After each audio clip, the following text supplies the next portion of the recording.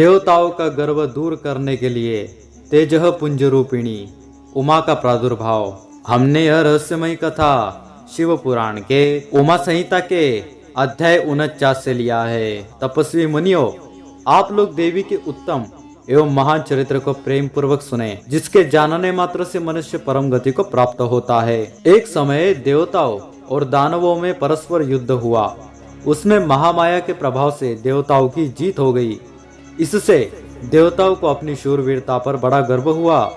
वे आत्म प्रशंसा करते हुए इस बात का प्रचार करने लगे कि हम लोग धन्य है, धन्यवाद के योग्य है, असुर हमारा क्या कर लेंगे। वे हम लोगों का अत्यंत दुस्सह प्रभाव देखकर भयभीत हो भाग चलो कहते हुए पाताल लोक में घुस गए। हमारा बल अद्भुत है, हम में आश्चर्यजनक तेज है। हमारा बल और तेज दैत्य कुल का विनाश करने में समर्थ है। अहो, देवताओं का कैसा सौभाग्य है। इस प्रकार वे जहां तहां डींगे हाँकने लगे। तदनंतर उसी समय उनके समक्ष तेज का एक महान पुंज प्रकट हुआ, जो पहले कभी देखने में नहीं आया था। उसे देखकर सब देवता विस्मय में भर गए। वे रुंधे हुए गले से परस्पर पूछने लगे, यह क्या है, यह क्या है। उन्हें यह पता नहीं था कि यह श्यामा भगवती उमा का उत्कृष्ट प्रभाव है, जो देवताओं का अभिमान चूर्ण करने वाला है। उस समय देवराज इंद्र ने देवताओं को आज्ञा दी, तुम लोग जाओ और यथार्थ रूप से परीक्षा करो कि यह कौन है। देवेंद्र के भेजने से वायुदेव उस तेजह पुंज के निकट गए। तब उस तेजो राशि ने उन्हें संबोधित करके पूछा, अजी तुम कौन हो। उस महान तेज के इस प्रकार पूछने पर वायु देवता अभिमान पूर्वक बोले, मैं वायु हूँ, संपूर्ण जगत का प्राण हूँ। मुझ सर्वाधार परमेश्वर में ही यह स्थावर जंगम रूप सारा जगत ओत प्रोत है। मैं ही समस्त विश्व का संचालन करता हूँ। तब उस महातेज ने कहा, वायो, यदि तुम जगत के संचालन में समर्थ हो तो यह तृण रखा हुआ है, इसे अपनी इच्छा के अनुसार चलाओ तो सही।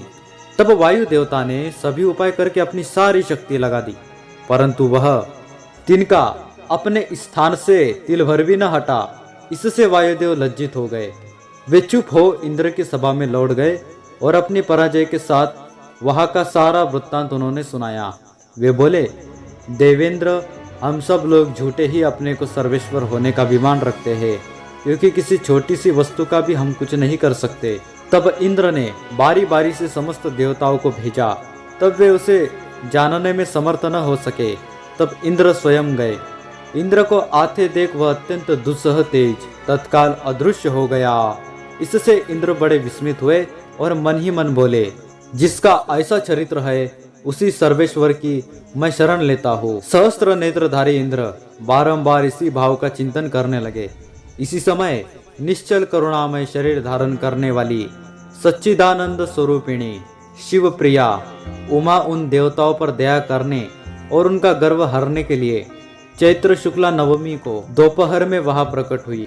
वे उस तेजह पुंज के बीच में विराज रही थी, अपनी कांति से दशों दिशाओं को प्रकाशित कर रही थी और समस्त देवताओं को सुस्पष्ट रूप से यह जता रही थी कि मैं साक्षात पर ब्रह्म परमात्मा ही हूँ।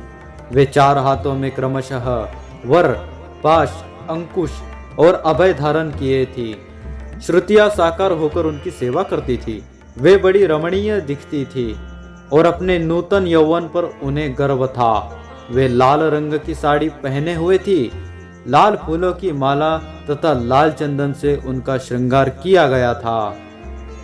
वे कोटि कोटि कंदर्पों के समान मनोहारिणी तथा करोड़ों चंद्रमाओं के समान चटकीली चांदनी से सुशोभित थी।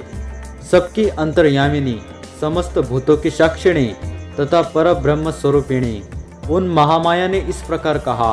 उमा बोली, मैं ही पर ब्रह्म परम ज्योति प्रणव रूपिणी तथा युगल रूप धारिणी हूँ। मैं ही सब कुछ हूँ, मुझसे भिन्न कोई पदार्थ नहीं है।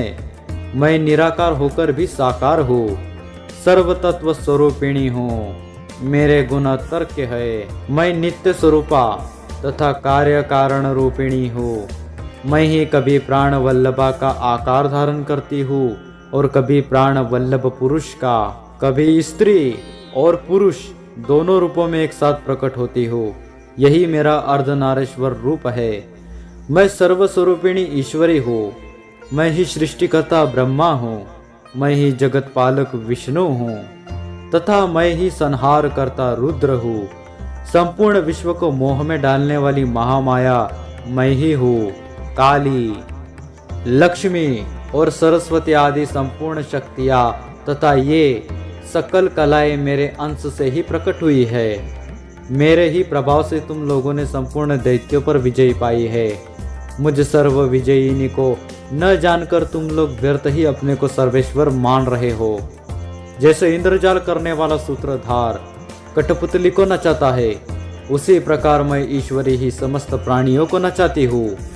मेरे भय से हवा चलती है, मेरे भय से ही अग्निदेव सबको जलाते हैं तथा मेरा भय मानकर ही लोकपालगण निरंतर अपने अपने कर्मों में लगे रहते हैं। मैं सर्वथा स्वतंत्र हूँ और अपनी लीला से ही सभी देव समुदाय को विजय बनाती हूँ तथा कभी दैत्यों को। माया से परे जिस अविनाशी परात्पर धाम का श्रुतियाँ वर्णन करती है वह मेरा ही रूप है। सगुण और निर्गुण ये मेरे दो प्रकार के रूप माने गए हैं। इनमें से प्रथम तो माया युक्त है और दूसरा माया रहित। देवताओं, ऐसा जानकर गर्व छोड़ो और मुझ सनातनी प्रकृति की प्रेम पूर्वक आराधना करो। देवी की यह करुणा युक्त वचन सुन देवता भक्ति भाव से मस्तक झुकाकर उन परमेश्वरी की स्तुति करने लगे। जगदीश्वरी, क्षमा करो। परमेश्वरी, प्रसन्न हो। मातः, ऐसी कृपा करो जिससे फिर कभी हमें गर्व न हो। तब से सब देवता गर्व छोड़ एकाग्र चित्त हो पूर्ववत विधि पूर्वक उमा देवी की आराधना करने लगे। इस प्रकार मैंने तुमसे उमा के प्रादुर्भाव का वर्णन किया, जिसके श्रवण मात्र से परम पद की प्राप्ति होती है। वीडियो पसंद आया तो वीडियो को लाइक कर दीजिए, चैनल को सब्सक्राइब कर लीजिए और देवी भक्तों से शेयर कर दीजिए। जय माँ भगवती। सनातन धर्म की है ये कथा, सुनाते हैं हम भगवान की महिमा गाथा।